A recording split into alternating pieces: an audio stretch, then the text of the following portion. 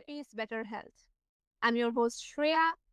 Today's guest knows exactly what it feels like to wear a brave face while battling inner storms.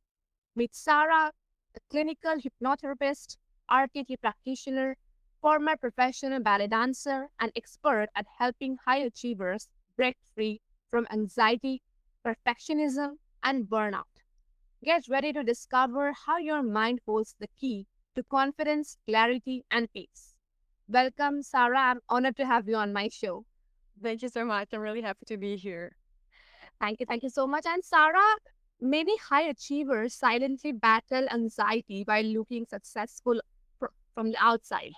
What was your personal breaking point that led you in this work? Yeah, I was a ballet dancer. I was very young when I entered that profession, and I really had to keep up appearances. As you were saying, I was making sure that other people thought that I was unbreakable and I was confident and I was strong and I always knew the right steps and I was always on top of my game. But then inside, I was feeling very insecure and very stressed. I always needed to please people and get that praise in order to have motivation to wake up the next day and repeat all the whole cycle.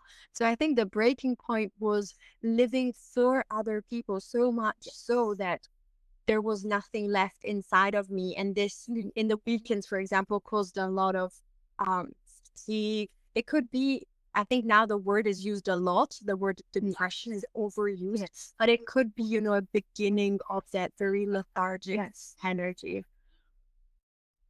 And many high performers, I think, carry that invisible anxiety with themselves. But your story will make them uh, battle their silent feelings also. So thank you for sharing it. And how did your experience as a professional ballet dancer shape your understanding of this inner struggle? Mm. As a ballet dancer, there's a lot of perfectionism involved. Like in other high achieving fields, we aim always to get to perfection. And perfection, in my eyes at the time, was something that I should have had and reached every single moment. If something was less than perfect, it was bad. It was a mistake. But now, having gone through the process of burnout, of extreme anxiety, of a mild form, but of depression, I realized that perfection is like this finishing line that moves. So we're always running, trying to get there, but we never get there. And so it's so frustrating, and it's just so harmful towards ourselves because we're always displeased with what we're doing. As hard as we're trying, it's never good enough. And this being never good enough, telling our brain that we're never good enough, I see it also with my clients. It creates terrible repercussions in sleep patterns, in having chronic anxiety, in having panic attacks. It's that inner voice that all the time is telling us inside our brains that we're never meeting the mark, that we're never be good enough. And it's really detrimental for our well-being. Yes, that's so true. That I think perfection is kind of an illusion, and unless we embrace the imperfections of ourselves or anything we are doing, we can't be perfect. And that's so wonderful how you just said it. So you often talk about survival mode. What are some subtle signs that people might not even realize that they are stuck in survival, even if it looks like fine? Yeah.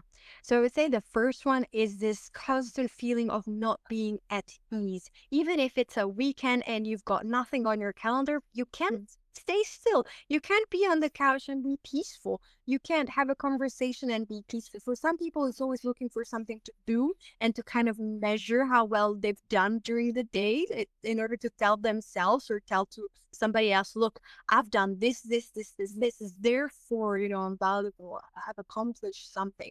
So I think things to really look out for are they're kind of inner sensations that then reflect in us, like being this kind of very lost soul, not knowing what we want in life, always in the past or in the future, never in the present. And it seems a bit like normal, I think, in today's society. People tell me all the time, but we're all like this. Why would I be like, what is there in the present? How do I even stay in the present? Because in the present because we're so used to plan ahead, to get prepared for our next meeting, to think about the holiday that we will book in 6 months or 6 weeks and really live for that. So we're always like thinking about a constant reward in the future, but we forget that we're actually living in the present moment. Yes, yes, yes. That survival mode, I think, isn't always the chaos. It can be masked as overfunctioning or that emotional numbness. That's so true and so relatable also.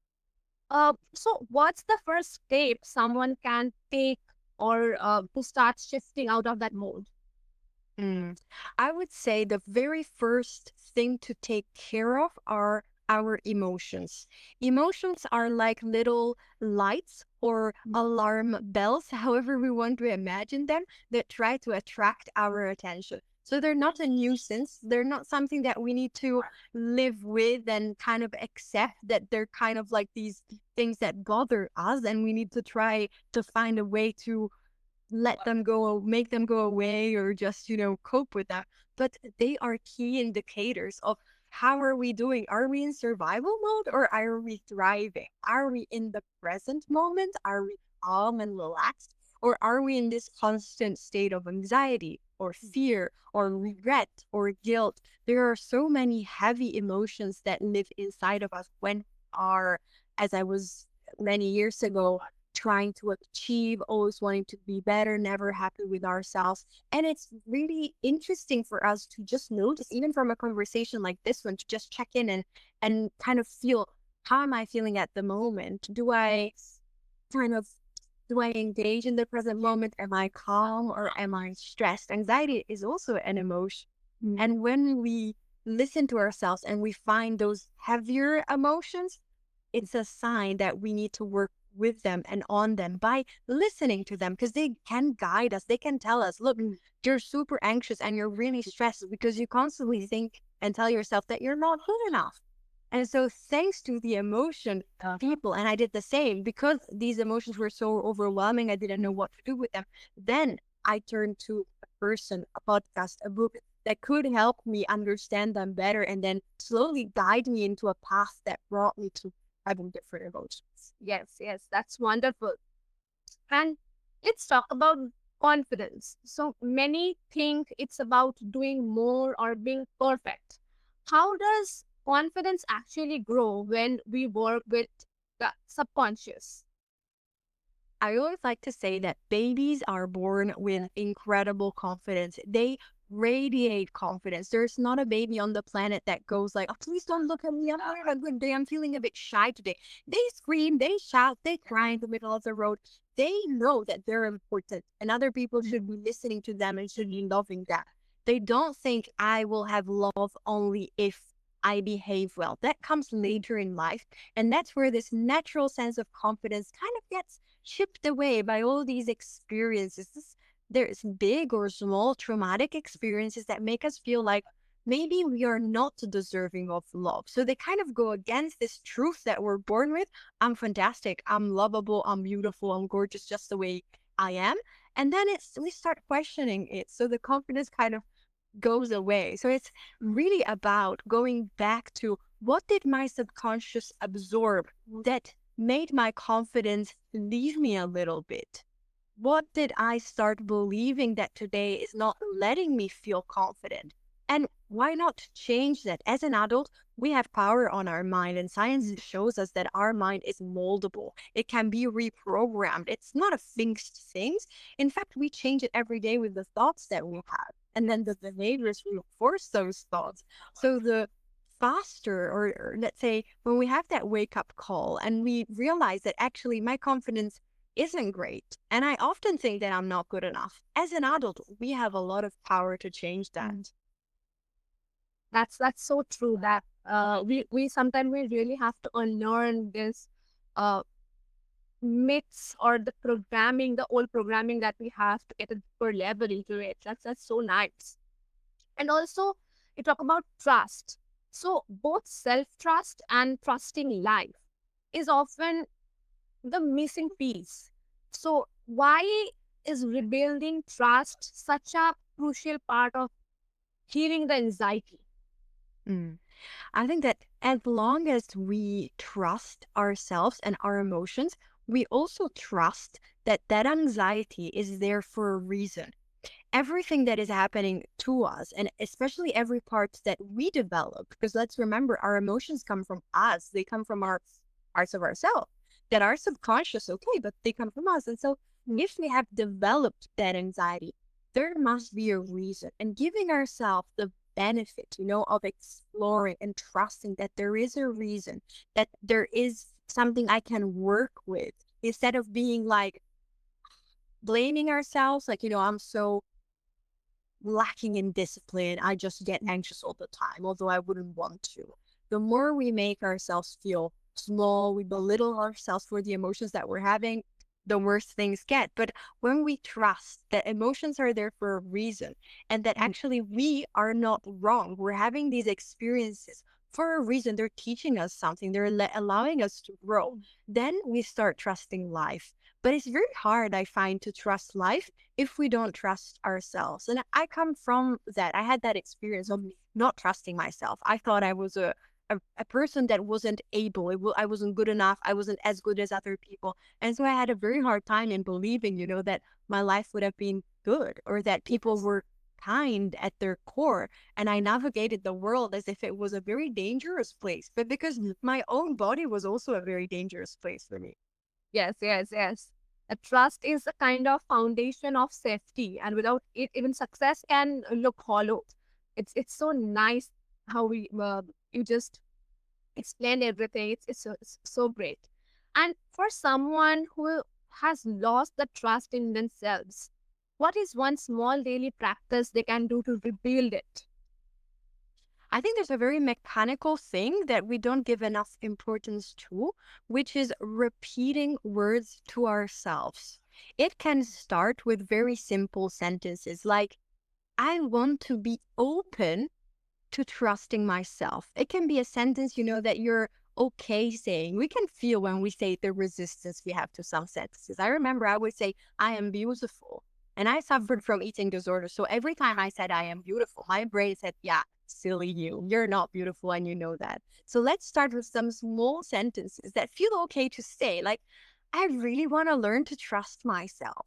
I really want to learn this practice of trusting. And that can really help. It's setting the intention, but also speaking it. Because our brain listens. Our brain listens to what everybody else tells us.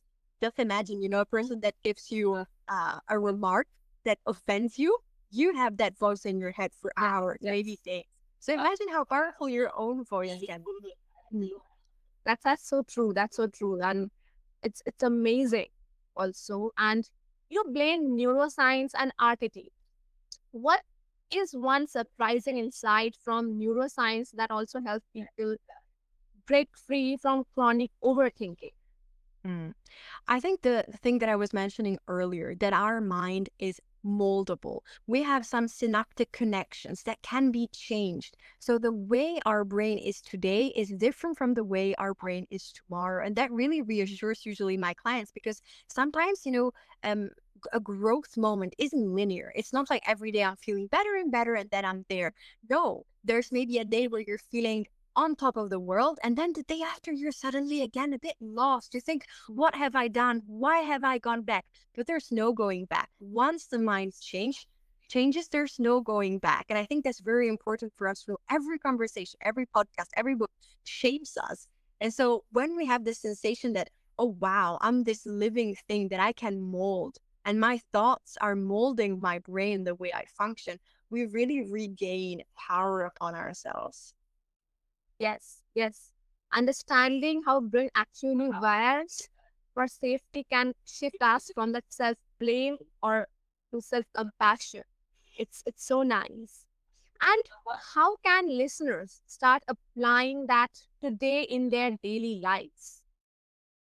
I think the voice thing, the fact that our words are so important, let's be more mindful. How do we talk about ourselves to other people? In some societies, there's a lot of kind of habit to make jokes about ourselves, saying things like, oh, I'm so clumsy, I'm so forgetful, or when other people give us a compliment, we're really putting ourselves down, like, oh no, but that was nothing great. Ah no, but that's normal.